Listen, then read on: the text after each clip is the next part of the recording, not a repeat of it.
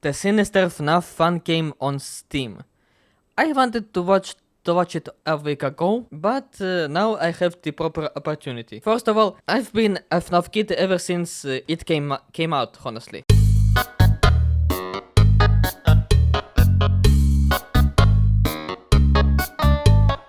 Let's get back to the video. I have some soda with me and I'm ready. My body is ready.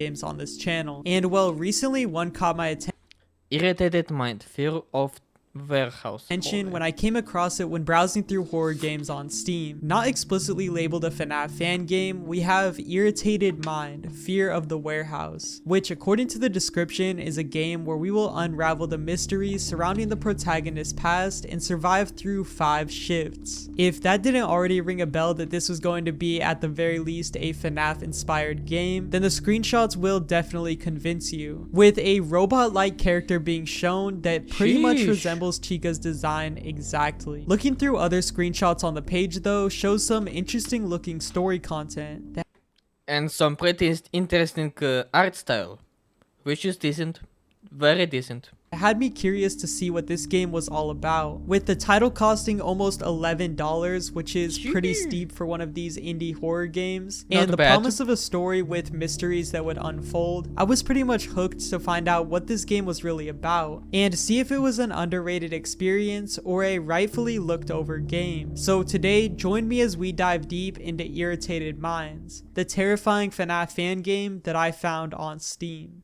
Before that though, today's video is once again sponsored by Red Magic. Today I'm here to show you guys like no other. Okay, Red Magic sponsor is good, but we are interested in the game, not in a phone.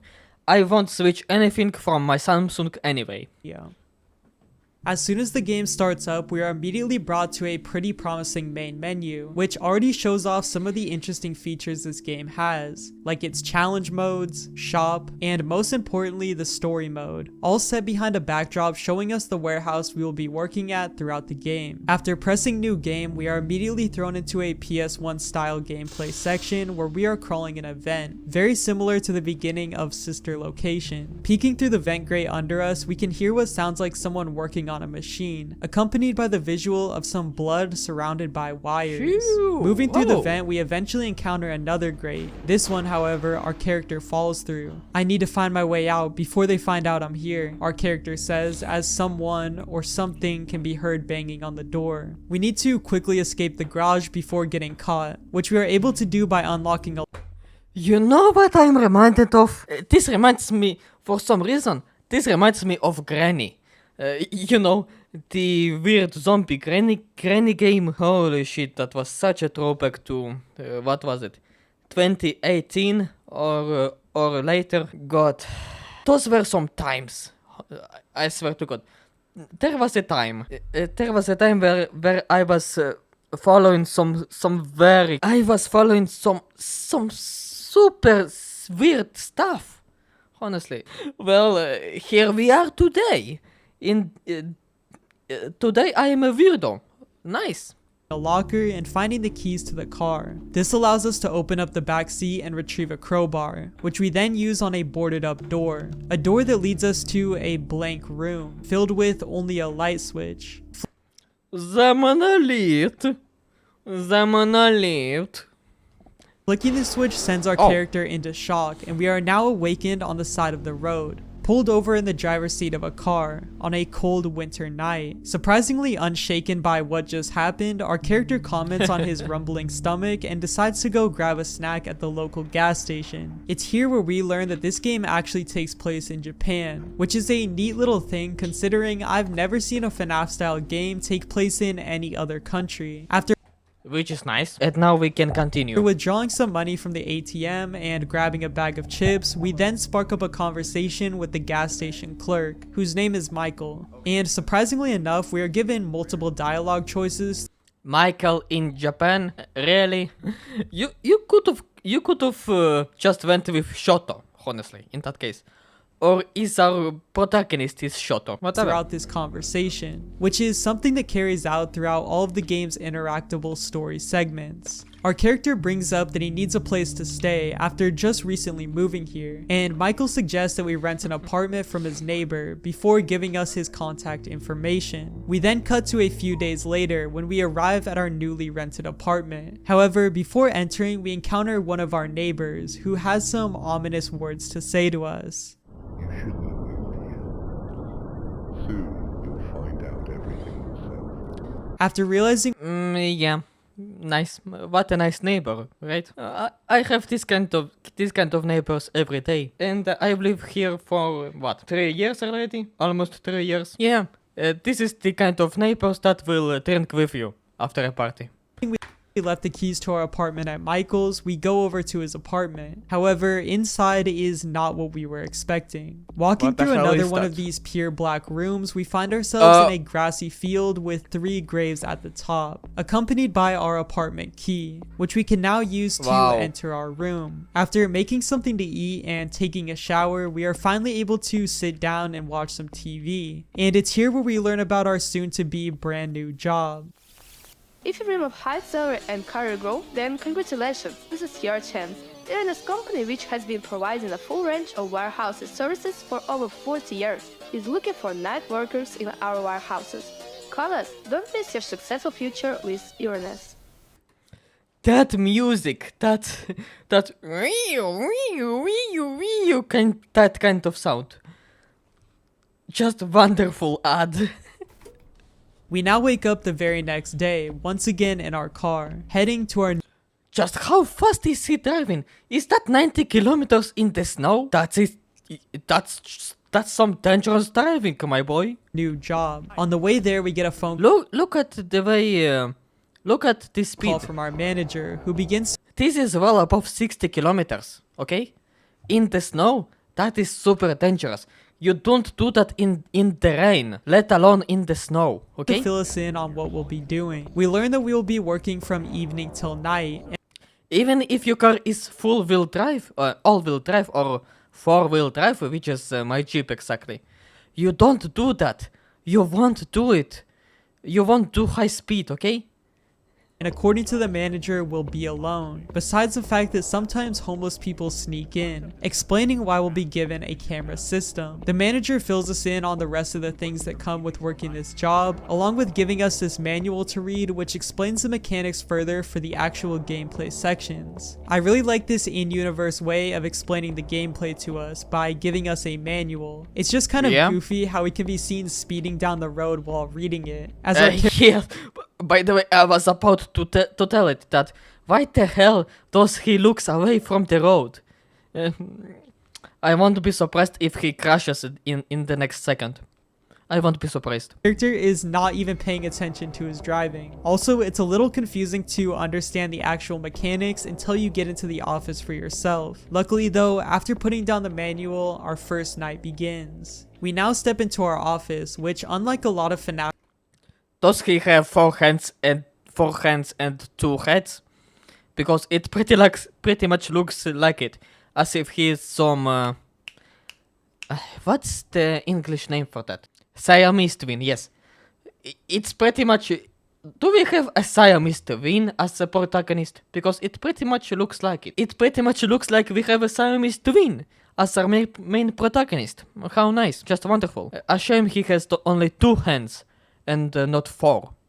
style games is actually free roam. We have a door on each side which cannot be closed and are unlocked for any unsuspecting guests to walk right into, as well as a vent in one of the corners which will become a nuisance to us later. Oh, by the way, the art style has changed from PS1 to pretty much 3D. The whole room is extremely dark, but we have a limited flashlight which we are able to use to light up the room if we need it. If anything enters, we were told to hide under the desk, which we are able to do by going over to it and clicking on it. Also in our office is 3 computers. There's 2 in the back, with one displaying the status of all of our different systems, and the other one allowing us to restart these systems. Similar to the system reboot mechanics seen in FNAF 3. On the third monitor, which is the one on the other side of the room, we have all of our tasks, all of which we need to complete before being able to check out for the night. This is one of my favorite aspects of the game, as the mini games we need to do to complete our tasks are actually really well thought out and make the gameplay so much more tense. Before talking about that though, we also have a tablet to scan our vents as well as close them, which will come in handy on a later night, as well as A certified FNAF 3 moment. another tablet to watch over the cameras. It's on these cameras where we can see the two robots that will be heading towards our office throughout these 5 nights. Those being this Chica looking robot, which is surprisingly very disturbing. Like, for some reason this character's model is done so much better than any other model in the game, and is actually really terrifying, especially when we get to see it up close during a later post-night minigame. The other one is this blue bird type of robot. I'm not really sure what their name is, as I'm pretty sure they never actually specify it in the game. But wait a second. Is there only 2 animatronics in this game? Or is there more? Because if there is only 2, that's some shame, honestly. That will be a shame. Even if that one animatronic, chick animatronic, will be super terrifying, it's only one of the 2 robots. It will be a FNAF 3 moment all over again. And FNAF 3 is probably the least terrifying game that I saw ever, because there is only one spring trap that you can just that you can distract. Yeah, you can distract spring trap very easily on the first nights, and the only real threat that you have is the phantoms, and phantoms won't kill you. That's the problem. FNAF 3 was the least terrifying. If this game has only 2 animatronics, it won't be as terrifying as it should be, even with 2. I hope this have 5 or more animatronics. Okay. And this one is not as scary looking, but likes to hide in the dark What the hell and is is a that? lot more sneaky when trying to get into our office. I really like that these cameras are in real time, as we can see the robots twitching around on the cameras, which Yeah, makes that's them nice. seem so much more unstable and unpredictable. During night 1, these 2 robots are the only threats we need to worry about, so we just need to watch over them on the cameras, hiding under our desk whenever one of them decides to peek into our office. While managing that though, we of course need to complete our tasks. These tasks remain the same throughout all of the 5 nights, so I'm just going to explain them all in detail now. The first task we need to do 3 separate times. We are given different switches at the bottom, which are all given a number, as well as a number on the top which we need to reach. So what we need to do is turn on the correct switches on the bottom to get the bottom number to equal the same as the top one. Oh, it sounds simple that's nice. enough, but trying to do it fast all while under pressure is actually pretty stressful, especially since we have to do it 3 times. The next task is easier, but more of a time waster, with us needing to wait for these 4 different things to download one at a time. While this is going on, we also frequently get error messages popping up on the computer, which we need to close manually in order to continue the download. Well, that's just dirty, honestly. Just wait until some process will get done while you have animatronics on your ass. Oh, that will be so much of a stress creator.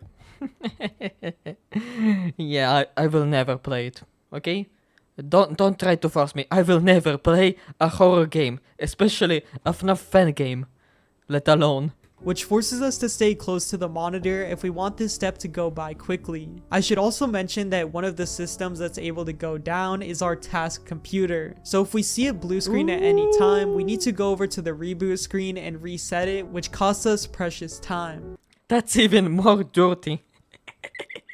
Even more of a stress maker. Once those 4 downloads are done, the tasks are still not over. We are now given 7 switches and need to press them in a specific order to move on to the next task. This one is trial and error, so it not only tests your ability to go fast, but to also memorize the order, which can be extremely hard, especially during the later nights when you're constantly getting interrupted by different threats. We need to complete this 2 times, and then we can finally move on to the last task. This one is by far the most basic, but also has a set amount of time it can take. We just need to drag all of these files into a box before then waiting a minute for it to load. After that, we can rinse and repeat the process 2 more times. And it is only then when we can finally complete our shift. Now that may sound like a lot, and that's because it is. It is. And as you'll see throughout the later nights, it only gets more chaotic and stressful as we go along. Luckily, there is one thing to help us with these extremely challenging nights.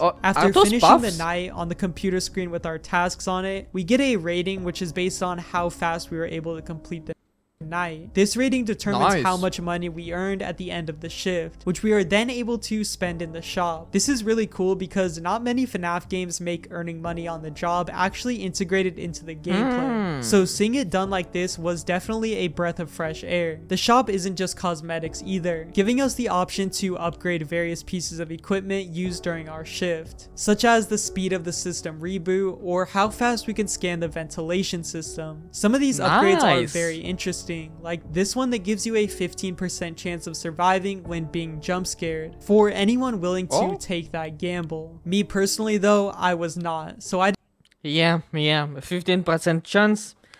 It's not very high. It should be 50 or more, honestly, in my opinion. Give it at least 70% chance increase for that kind of price. You don't see it, but the price for the bonus points is 4,500 yen, which is pretty much a lot, I think. decided to get this one, which would give me even more bonus points after completing a night. And Yeah, but I would rather have something that helps me get the night faster. Personal preference. give me a better chance of getting a higher rating. After finishing night 1, we are back to the post-night section, once again arriving at the gas station. Only this time, Michael, the clerk we talked to before night 1, is gone. Going into the Michael? back room to look for him, we discover a door Oh, with blood no. leaking out of the bottom. But just before we are able to open it and reveal what's inside, Michael appears, asking us what we are doing, mentioning the blood under the door and asking him what is going on. Michael says he doesn't know what we're talking about, before then asking us to leave. The screen then goes Okay. black and everything returns to normal, almost as if what we just saw never even happened. We once again grab our okay. everyday snack before returning once again to the apartment. Entering our room, we mention that we need to feed our cat, but before we can do that, our room fills with a red mist, and we then wake up back in the black void. A baby can be heard crying, Hello? and upon entering the room in front of us, we see 2 ghosts standing over a baby's crib. Before this happens,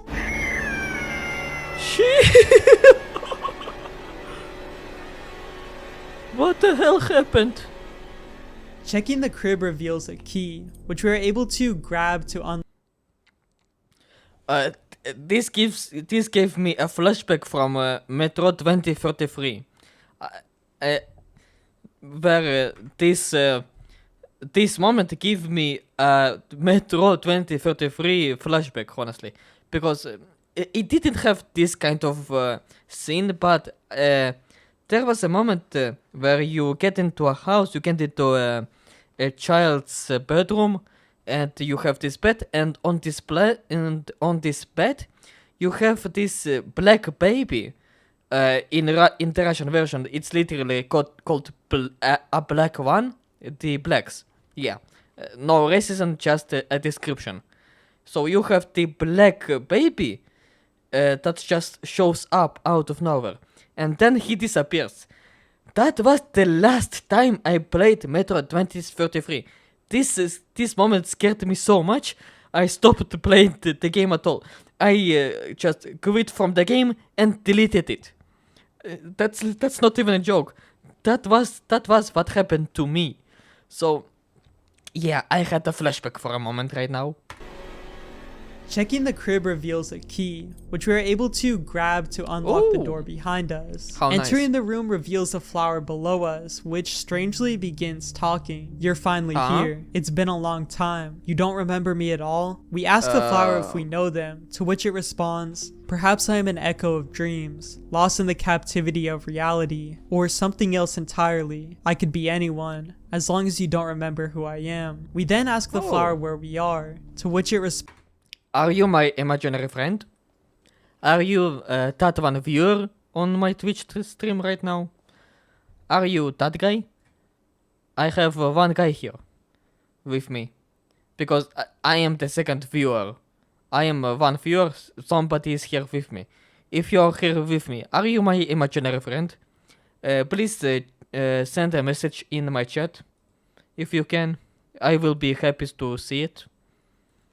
I will be happy if you tell me that. No, there is no imaginary friend. I am losing my mind.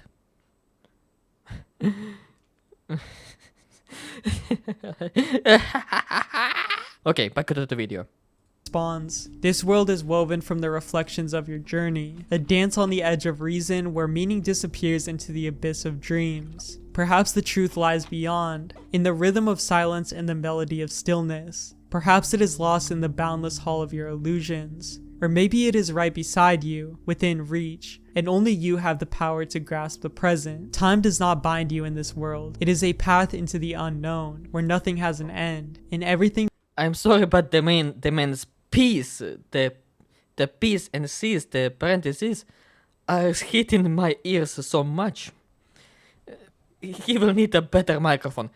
His content is great, but he needs a better microphone.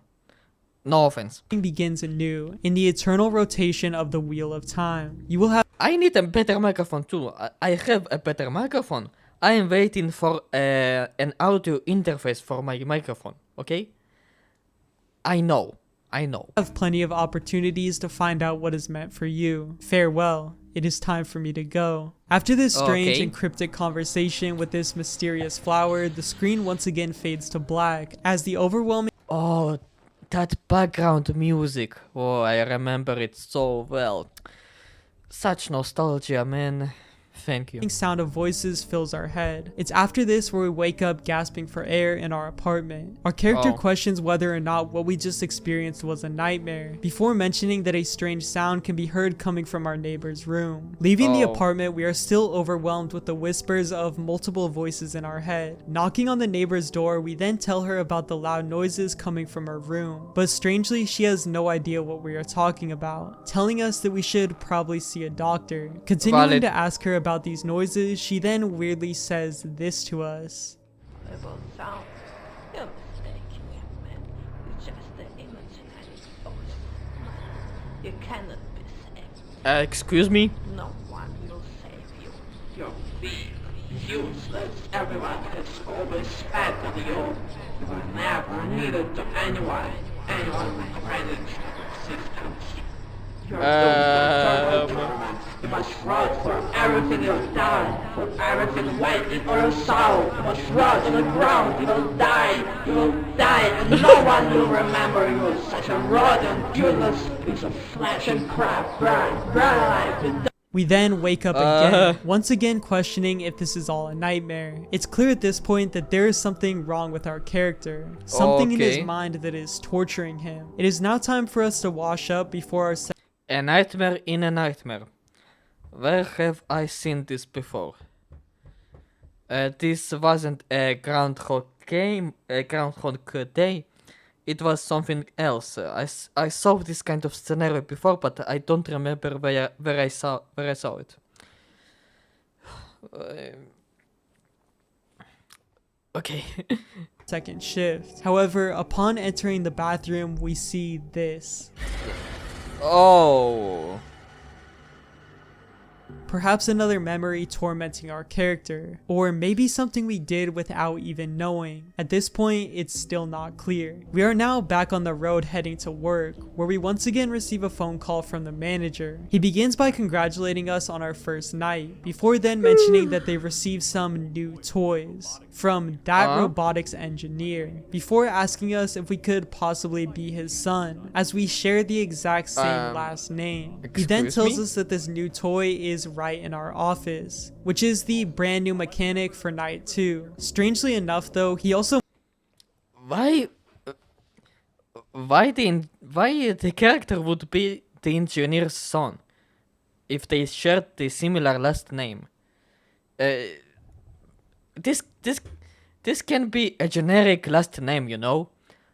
But if this is some specific last name, okay, I get behind that. Some specific rare last name. Afton, for example. Have you ever heard of a real life guy that goes by Afton? I haven't. My last name is a pretty unique last name as well. It's a pretty rare last name, so finding me it won't be very hard. And my father as well, especially since nearly half of my hometown knows his name. So yeah.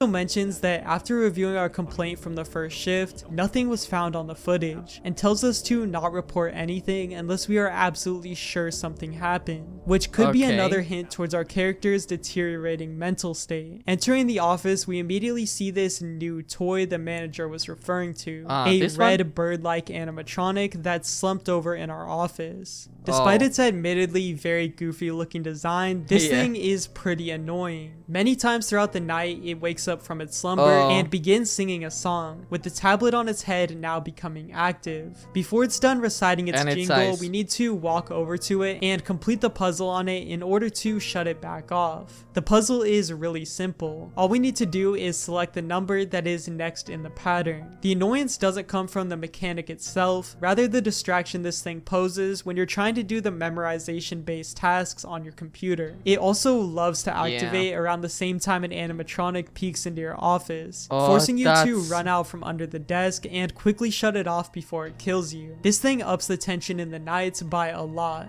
but luckily without the other threat which will be introduced later, this second night is still pretty chill and lets us continue to get the hang of all of our nightly tasks. Just make sure not to punch in the wrong number on this bird's tablet, as doing so will cause it to instantly kill you. After earning another A+++, cause I'm just that guy, we earn another large sum of money which we can then use to continue upgrading our equipment. This time I purchased an alarm which would alert me if anything needed to be rebooted, which became extremely helpful later on. With our second shift over, we once again return to the gas station, and just like last time, Michael is gone. Entering the back room again, we find ourselves back in the dark void, with the door in front of us again making the sound of blood dripping. Turning back around reveals the flower that has once again come to talk to us. What if all our efforts to understand something are merely a meaningless journey into the void, devoid of purpose and direction? Are we entering into the philosophy zone in a FNAF fun game? Are we going here? Each choice you make imbued with meaning, or is it possible that choice itself is an illusion, if every step you take is preordained? Are you not afraid to face the consequences of your actions? Are you ready to take responsibility at least once? In the end, it is this that truly defines who you are. It seems that the flower is reminding us of something horrific that we did, asking us if we are ready to take responsibility for our actions, and informing us that these hallucinations or nightmares are here for nothing more than to remind us of what we did. Turning around once— How nice, how nice. I will be back in a second. I need to take a pee. Let's continue the video.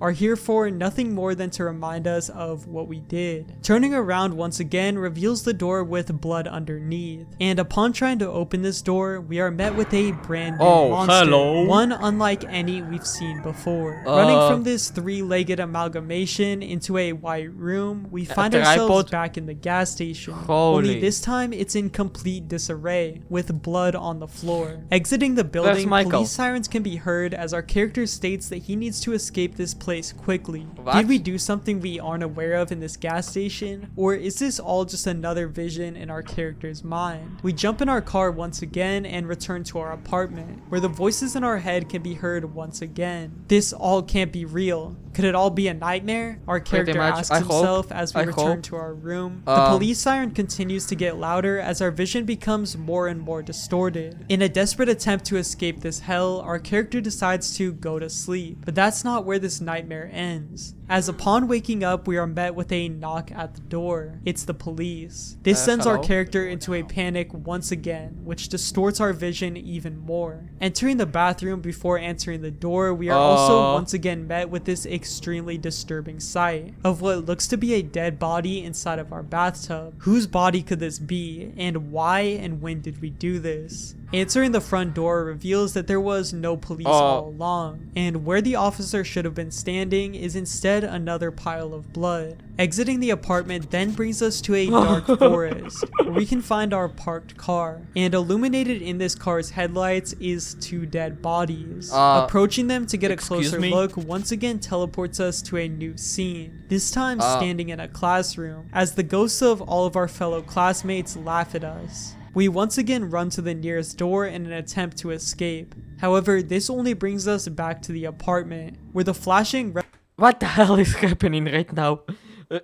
I don't get anything. red and blue lights can still be seen. Leaving the front door once again in an attempt to escape reveals the monster we saw earlier chasing us yet again, which forces us to run out of the apartment and back to our car. In these scenes, it seems to infer that our character has killed 2 people, possibly his parents, which were seen in the previous night looking over our crib. The blood in the gas station along with the blood in our tub also suggests that maybe that's not where the killings ended, and the monster that is tormenting us seems to be a manifestation of our character's guilt for these victims, always appearing to remind us of what we did. Now back in the car, we are thrown into a new minigame where we actually need to steer the vehicle in order to escape the police. This is a very unique minigame that I was not expecting, and it's actually pretty challenging. As we're driving away, our character continues to comment on what's going on. I don't understand. What's happening around me? And what's happening to me? I must go as far away as possible. I won't stop. I need to speed up. I must hide from them. We continue speeding down the road in an attempt to escape the police. But just as we think escape is in our grasps, we are met with the sight of oncoming headlights and crash our car. This isn't where the post-night section ends though. We then hear a kid call out to us, asking us if we want to play with them, before a soccer ball bounces over into our direction. Kicking this soccer ball and then following it throughout this white void eventually leads us to something on the ground. That thing being yet another body. And it's only after approaching this body that we are mysteriously brought right back into our office for our 3rd shift. On our monitor where we do our tasks, the manager left. And it's only the 3rd night? You kidding me? So many events in only 2 nights?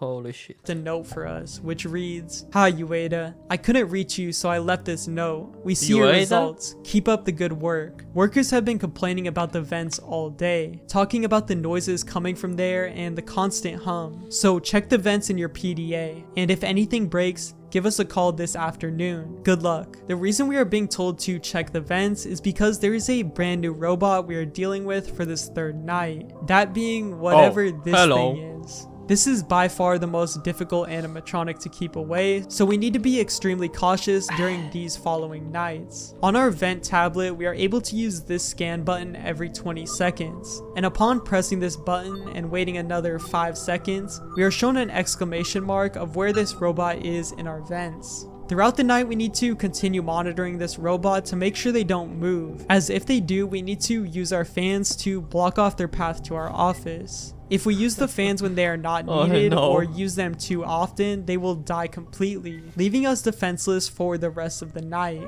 So it's important to only use them when they are absolutely necessary. Having to juggle this brand new mechanic with the system shutting down, along with the bird robot in our office, completing the tasks on the computer is no longer a walk in the park, as it's common to get interrupted during a step that requires a lot of focus, basically setting you back to square one. This was the night that I seriously started having trouble, especially because the vent mechanic isn't explained very thoroughly at all. Funnily enough, the 2 robots that approach our doors are the least of our worries, as you can hear their footsteps moments before they enter our office, essentially rendering the camera mechanic useless. But with all of the other threats we have to deal with, that doesn't make the night any less difficult. After the night is over, we once again return to the shop where we are able to get more upgrades to prepare for the even harder following nights. And it is here where we begin by far the scariest section in the whole game. It starts with us waking up in a pitch black room with a newspaper sitting right in front of us.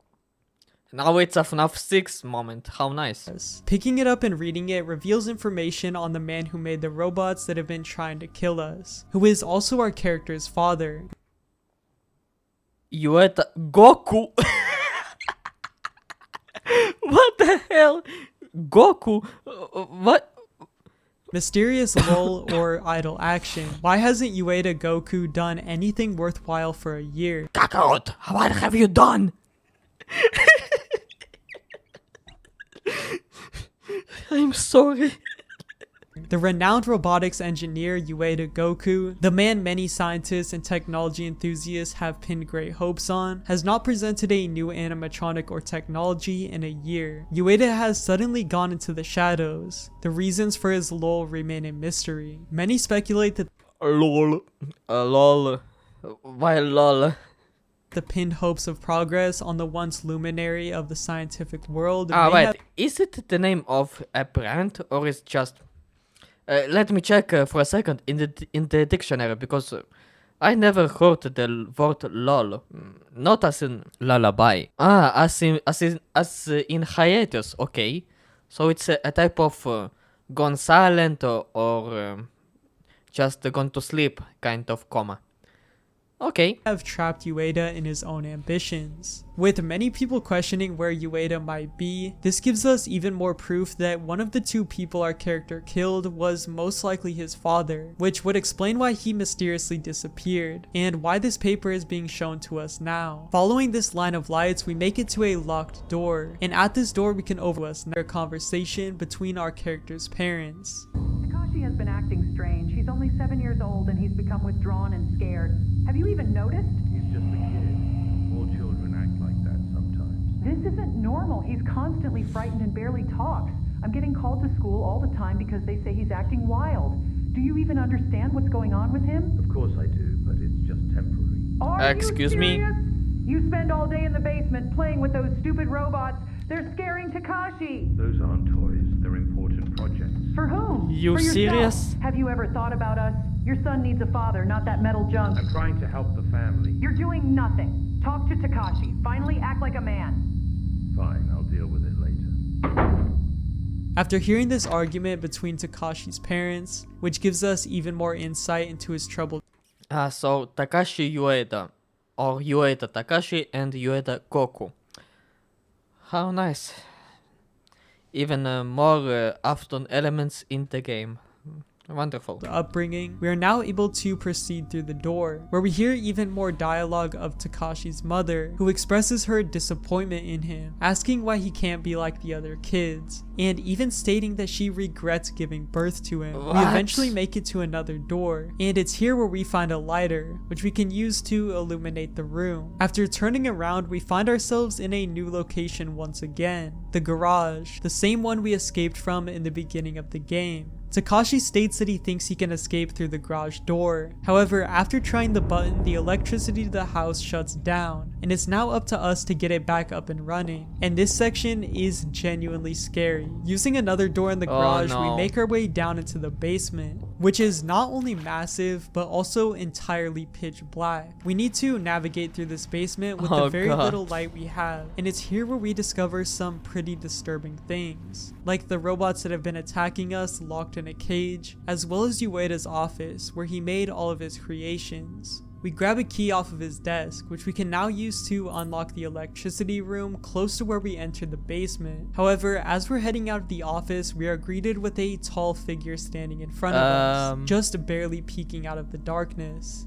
The robots that were just locked up are now roaming around with us in this dark basement, moving closer and closer every time we take our eyes off them. This means we need to navigate ourselves through the basement backwards in order to restore power to the garage before we are killed. Also, because the way the generator is set up, it's inevitable that these things will sneak up on you, which led me to just narrowly escaping my death. Usually I'm not too much of a fan of weeping angels being introduced into a horror game, but something about this section just worked so good and felt actually terrifying when I was playing it. After restoring the generator and opening the garage door, this section is thankfully over, and it's now time for our 4th shift. Interestingly, we aren't introduced to any new threats in this night. That's if you're not counting these 2 buckets of water, which are now randomly placed in the middle of our office, with the only purpose of them being to block our path as we try to navigate around our office. Definitely a very interesting choice to make the later nights harder. Other than that, everything else is exactly the same, besides all of the animatronics being more active than they were the night before. This was the night I struggled with by far the most, as up to this point I still didn't have a full grasp on the robot in the vents mechanics, but after many failed attempts, I finally completed the night.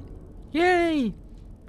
Thank you for not showing any screams. We are now back in what seems to be our bedroom, years after we've grown up. In the background, the intense argument of Takashi's parents can be heard. We are once again greeted by the flower, who again has more words of wisdom for us. Can a hostage of circumstance be held accountable for where their surroundings lead them? Is it in his hands to be responsible for the outcome of other people's actions? If we were given another path, would anything change? We can then exit the room, which is revealed to be held up by wood, insinuating that all of this could just be a facade. Parsing through the darkness, we find another door which leads us down into the building we're on top of. It's the school from earlier, and it's in here where things just keep getting stranger. We come across yet another dead body, only this one speaks to us. Body, give it back to me!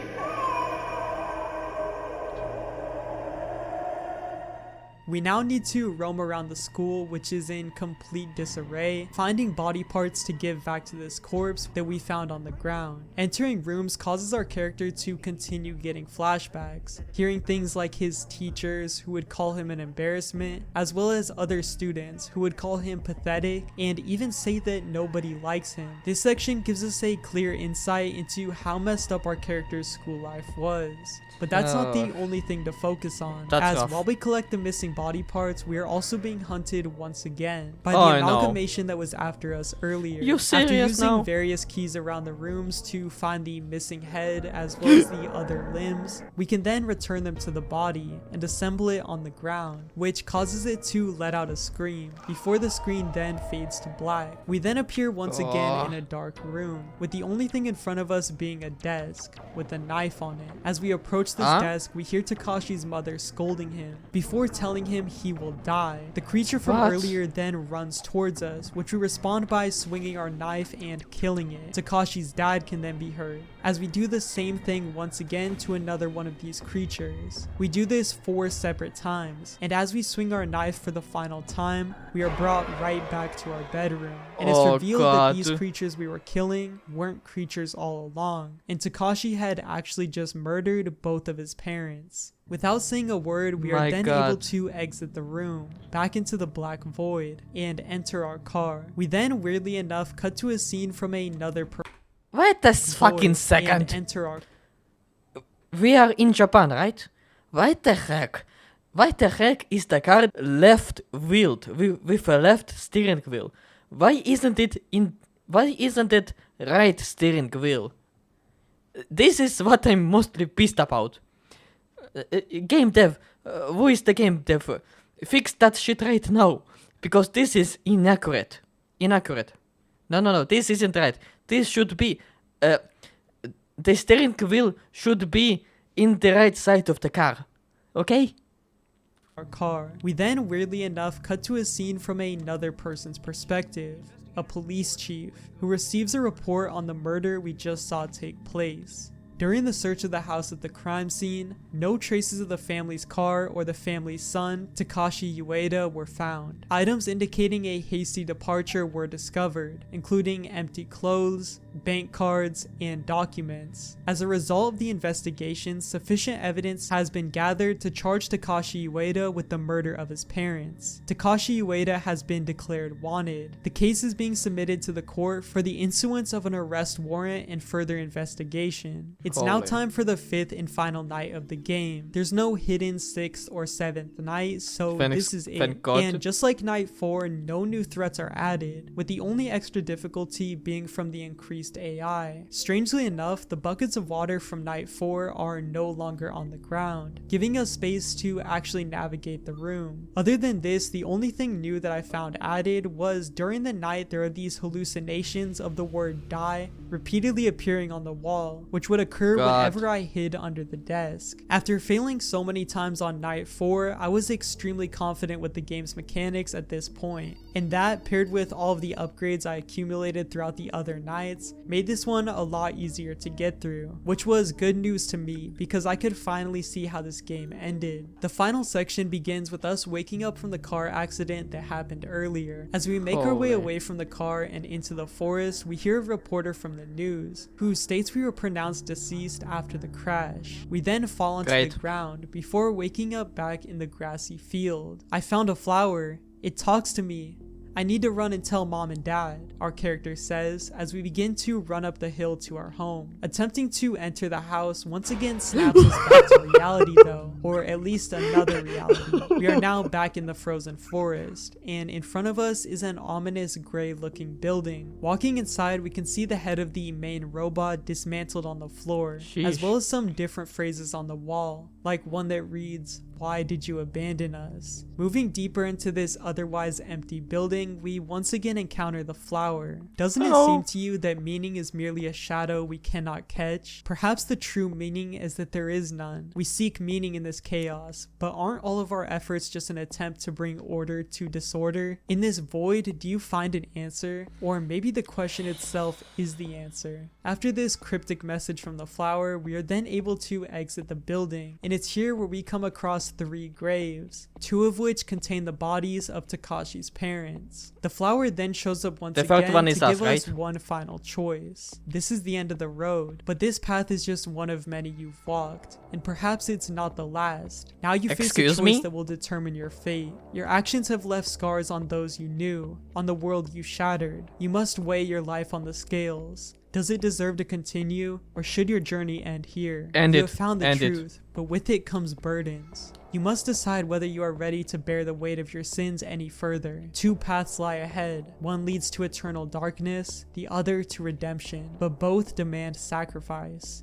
So tell me, will you remain in the shadows, or will you step into the light? The door in front of us then opens up, giving us 2 choices: to either bury ourselves in the grave right next to the ones we killed, or step into the light and move past our sins. If we decide to join our parents and enter our grave, we slowly fall down a deep hole before eventually hitting the bottom and dying instantly, which ends the game without giving us any further context. The other ending is far more interesting, however, as entering the bright door brings us to a hospital bed where we can see both of our parents looking over us, as if to represent a rebirth for our character, a second chance at life. But before the game ends, we are met with one final appearance from the robot, who stands over us as a shadowy figure, almost to signify to us that our character has still not escaped this horror.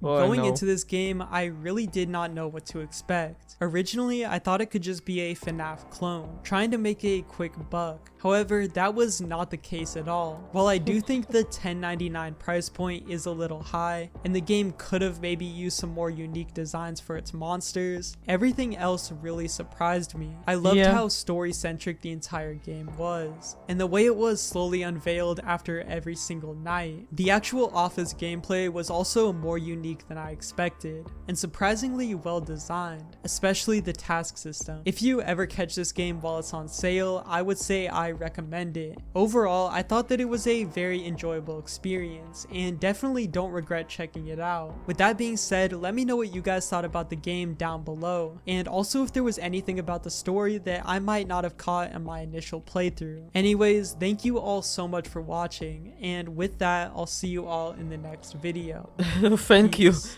Thank you very much. I won't be playing this, honestly. But, my god. There is a potential for a part 2. For a sequel, okay? There is a potential for a sequel of this game. And that terrifies me, okay? That terrifies me. Otherwise, great game, great horror game, great video by PlainTrace. And by the way, buddy, get a better microphone. Honestly, your content is amazing, but you need a better microphone, okay? Because it's speaking on your P's and T's, just like mine does. Otherwise, wonderful video, and